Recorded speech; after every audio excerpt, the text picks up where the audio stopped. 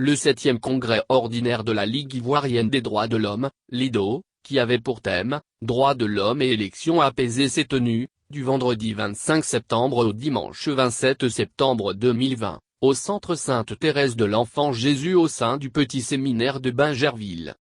Au cours de ces assises, Netouyi Alexandre a été élu président du bureau exécutif national de la LIDO, pour un mandat de 3 ans. Il succède à ce poste, Kwame Adjmani Pierre, promu membre permanent de la Commission électorale indépendante, c'est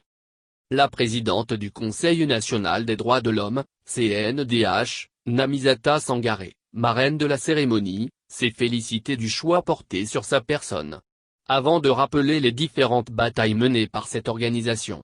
la LIDO a dû ainsi renforcer son mandat, en se disposant par ailleurs à œuvrer au renforcement de la démocratie tant sur le plan national qu'international, dit-elle, soulignant que la LIDO s'est postée à l'avant-garde de la lutte pour les libertés démocratiques et plus spécifiquement pour l'avènement du multipartisme en Côte d'Ivoire.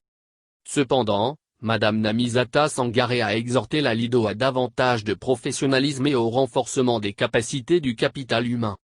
La Ligue ivoirienne des droits de l'homme a, à l'issue de son 7e congrès, exhorté le gouvernement à garantir l'exercice de la liberté de manifester et le droit à la protection de tous les citoyens contre toute forme de violence, à engager un dialogue constructif avec les partis politiques et les forces vives de la nation afin de créer les conditions d'une élection présidentielle apaisée, inclusive et transparente.